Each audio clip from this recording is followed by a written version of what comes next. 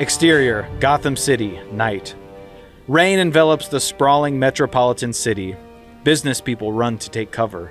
Families huddle under theater marquees, vendors shutter their carts, and street merchants cover their wares. Everybody is in high spirits while this happens, laughing together as they run, trying to find a good place to wait while the storm passes. And a dry place. Yes, thank you. These are good people. It's my first time seeing it. Lightning, beat, thunder, Batman voiceover. This was my mother and father's home, their first true love, but their lifestyle determined their death style, so it also became their tomb. And in death, the city which depended so dearly on them became an orphan at the same time that I did. Flashback. Exterior, movie theater, night. Oh, not Two this again. gunshots ring out. Two out-of-focus bodies fall to the ground. Blood-spattered pearls from a snapped necklace scatter on the pavement. End flashback. Above the dark city, a dark hooded figure watches, as still as a stone gargoyle. Batman VO. Innocence lost. Back on the rain-soaked ground, we now see a different scene from the happy faces moments earlier. Now we see pickpockets taking advantage of the huddled families, businessmen luring women with umbrellas to their warm, dry cars, junkies shooting up in flooded alleyways, too high to recognize that their few belongings are floating away. Batman VO. But as the sayings I once saw on some cropped tank tops in the window of a place called Rue 21 once said, I'm not your baby, don't tell me to smile. And you know my name, not my story. Well, this is not my story to tell. We see the front of the stoic, pointy-eared figure sitting atop the building, only in shadow. A flash of lightning. It's not Batman. It's Batgirl. Batman VO. It's hers. Title, Batgirl. Batgirl leaps from the building. Exterior. Carmel Anthony's candy shop. Continuous. A nuclear family huddled under the awning. Hold on. Okay, hold on. All right. Skip that ad, and back to Batgirl music. And back to the movie. A nuclear family huddled under the awning of the shop is being berated by a man in tattered clothes. He holds up a makeshift shiv and is motioning towards the wife's purse. Dirty criminal. Give it up, sweetheart. I saw you buying them all the junk they wanted inside with cash. Don't lie to me. I know you's got more. He points to the young boy. And you, I ain't eating for 3 days. How's about you hand over that fudge or I'll cut you something else off of you to snack on? The little boy screams, irritating the criminal. You little, shut the hell up. He lunges for the boy. Slam! The criminal is hit by a mass and topples over into the darkness. The family watches on, but can only hear the sounds of muted, wet, pummeling fists, screams of anger and pain. Until silence. The shiv slides towards them on the sidewalk, skidding to a halt near their feet. Beat. Batgirl walks slowly out of the darkness, breathing heavily. The father steps forward to guard his family. Frantic father. Oh no, not another one of you freaks. Ladies, stay the hell away from my family. Batgirl is about to speak when the little girl of the family steps out from behind her father. Little girl. Father, stop. Can't you see that she helped us? She is on our side. For we may not know her identity, but is that of any consequence to the morality of the deeds she aims to accomplish? We praise celebrity in our culture, as the Greeks once praised their gods. I have never heard you speak ill of Logan Paul, Bill Cosby, or Michael Jackson, yet if they stood before you in a mask, you would burn them at the stake. For the last 3 years, you and your middle-aged friends have said Jeffrey Epstein didn't kill himself as a punchline ad nauseum, even going so far as to buy Mom a novelty lingerie set that said that phrase as a gag, Christmas gift, even though she has expressed disinterest in your sense of humor. But if a nameless man was sat in front of you and he recounted the same disgusting crimes, surely you would ask to have him castrated, just as you said about the vice president that one day in early January. Father, please understand that you and her are alike. protectors of this family, of me. And do not make disparaging comments about her gender as the female version of a different, more popular superhero. Stay with me here, folks. Be like a rapper who says, "Now that I have a daughter, I can't imagine singing about women like I used to, as if having a daughter is the only possible way that you could ever understand treating a person of the opposite sex with 1 ounce of respect." The father looks down at his daughter, stunned. He looks up at Batgirl. Hold on, and we skip the ad. And this song is actually 2 minutes long. The father looks at his daughter, stunned. He looks up at Batgirl. Just stay away from my family, bad bitch. Next time I need help, I'll call my actual superheroes. The police. His daughter sighs. I tried. She looks up at the sky. Lord, help this country. She looks at the camera and cocks an eyebrow. America, the great failed experiment. A light shines in the darkness of the night. The bat signal! The family looks up the light and then back down to where Batgirl was standing, but she has left so quickly that they only see the outline of rain droplets in the place that she was standing. Silence. Mother. You're such an asshole, Jerry. Exterior, Gotham Police Department, rooftop. The rain has stopped, and Commissioner Gordon stands next to the bat signal. Spotlight, in a trench coat, looking up with a mug of coffee in his hand. He takes a cigarette out and ponders it for a moment. He exhales deeply and puts it between his lips. He's just about to light it. You really shouldn't start that habit again. That's Batgirl. Off camera. Gordon pauses, smirks. He releases the trigger of his gun-shaped lighter and the flame extinguishes. He doesn't turn around. You now... You know. Okay. You know, Batman, for a moment there, I thought you sounded just like my... He turns, pausing as he sees Batgirl, where he thought the Dark Knight would be standing. He stares at her. She stares back at him. More staring. Beat. Daughter. Batgirl looks shocked. She lowers her head. Yes, Daddy?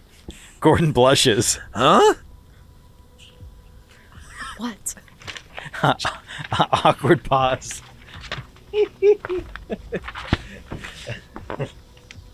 I was saying you sounded like my daughter. Page 6. Thank you. I was saying you sounded like my daughter. Oh. Well, I'm not, if that's what you're implying. Huh? I'm not your daughter, if that's what you think. Oh no, I thought you were Batman. What? Jesus, I thought you were Batman, and I was confused when you spoke because you sound like my daughter, which makes sense when I look at you now since you're... Yes, it's me, Daddy. Huh? What? You're who? Batgirl stands for a moment looking at Gordon. And please, call me Zaddy. So I'm guessing you don't know who I am? Well, gee, let's see. The guy that comes up here dressing like a bat is called Batboy, so I'm taking a wild guess that you're being Batgirl because you have a curvy purple suit on, yes? Something else I should know about your identity? Batgirl sighs. Forget it. Forget it what? Batgirl stares at him with dead eyes. Forget it, Zaddy. Very good. Now, what can I help you with? You called me. Gordon does a double take at the bat signal. Oh, that's right. I got so thrown off when you sounded precisely like my They look at each other again, back and forth, beat. But you're in a curvy batsuit, so you're not my daughter. What can I do for you? Ah, yes. I trust that you're here because Batman is busy and you are working parallel to him, so I will tell you everything without hesitation. Gordon paces the rooftop, rolling the unlit cigarette betwixt him fingies. There's a new crime outfit in town. We caught it while it was on the rise and figured with so many groups already running business in Gotham, best thing to do would be to nip it in the bud before it got too strong. Only problem is that it budded faster than we could nip, see? Now, my two guys working on the inside of the organization, Ren and Stinky, have gone radio silent. Are Ren and Stinky undercover Gotham Blue or captured criminals looking to garner favor for more lenient sentences? The latter. Batgirl hands Gordon a large step stool. Thanks. He climbs up the ladder to switch off the bat signal. In regards to your question, the second option. That's trouble waiting to happen. Someone gets one whiff that they've turned against the org, and you'll find them tied to a cement block at the bottom of the Gotham Harbor. Don't I know it? But something tells me Ren and Stinky are still alive. You know, they tell us to never name the criminals because we get too attached, and now look at me, worried sick. Point is, Stinky and Ren, or Ren and Stinky as they like to be called, are working under a guy who doesn't really care about your ties or your loyalty. He rules by fear and fire. They call him Firefly. Batgirl gasps. Batgirl gasps. Gordon gives her a look. Sounds like you're already familiar, hmm? May I give you a line reading?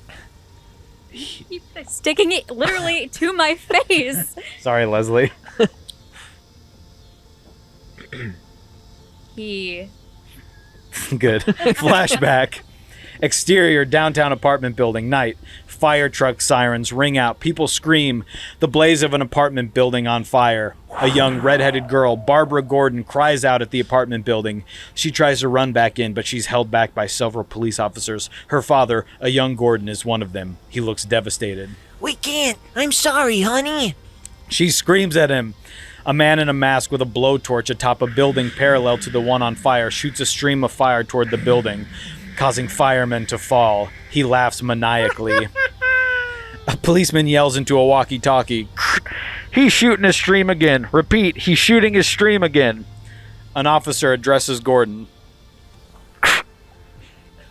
Go ahead. What am I reading? Oh. Policeman 2. Sir, we didn't think this unit could dispense that many loads in such a short amount of time. Last time we made contact with this tool, there was a significant refractory period between each explosive rope of fire. And page 10. Gordon looks up, focused on Firefly's massive pipe streaming forth more flames. It's like a third leg. Wait a minute. The bastard added something to his weapon. It looks like a little marble bag. It must be holding more firing power. These are good sound effects. Every time he yanks on it... Sorry. Every time he yanks on it, he's able to blow more heat. You heard the commish, sniper. Eyes on the piece of sack and fire when ready. A shot rings out and Firefly's happy cannon explodes. He screams and falls out of sight. People cheer as the firefighters work on extinguishing the flames. Young Barbara cries. End flashback. He killed my mother in a fire. Oh dear. What a sad coincidence we share. He killed my wife the same exact way. He walks over to console Batgirl. But don't worry, ma'am. He motions toward himself. Tarzan fixed Jane. He wiggles his eyebrows. She shoves his hand off of her. Dad, it's me, you idiot. Oh dear Lord. He throws up. Interior, Spears Industries building, Gotham, day. A large 600-pound man sits in a chair across from a camera and interviewer. He smiles politely. He looks like Brendan Fraser. Interviewer to camera. Who's Spears? Who's Firefly? Who's Spears? Me? You can be Spears. Okay. Yes, okay. So interviewer to camera. Wait, you're Spears. Yeah. I'm interviewing. Okay. It has been quite a journey getting to finally sit down with the man behind Spears Industries' expansive body of work, Mr. Garfield Lynn Spears. Really, the pleasure has been all mine. I just wanted to say one last thing, which is that so many people missed your presence in the community. They grew up with your chemical plant and products shelved throughout every store. Seeing you in charge of a mega corporation again has actually started a trend in hashtag on Twitter. Hashtag Spears was my childhood. Spears gets choked up. Oh, well, now. It's true. People love you. The internet loves you and supports you. There are so many people who can't wait to see what chemicals you make next. He tears up, blushes, takes a sip of water, and tips his large cowboy hat. Well, shucks, ma'am. I'm Elbows McGee, Channel 19, Gotham's news source. Spears shakes the interviewer's hand. And we're clear. Let's get Mr. Lynn Spears unhooked and on his way. A production assistant rushes over to unhook the microphone from Spears' jacket and pulls up on the cable from under his shirt. As he does so, the shirt comes untucked and clearly visible underneath, just for a second, is part of Firefly's costume. The PA squints, questioning what he just saw. Spears grabs the PA's hand in his big, meaty claw. The young assistant looks at Spears, who is smiling hollowly. Careful, kid. I've seen people get burned for less. He lets out a soft laugh. I'm just kidding. You must have a hard job running errands for all these big shots you work with. What's your name, kid? They shake hands. Blake, sir.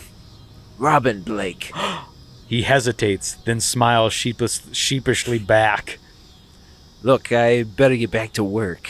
He walks off with the microphone as Spears looks on, tucking the Firefly costume back into his 78-inch waist-size pants. Spears. Godspeed, Robin. Godspeed. The end. Wait, the end? Is that the whole script? Wait. They told me it was 12 pages. Yeah, It this is is 12 pages. But it yeah. says the end. Is that the whole movie?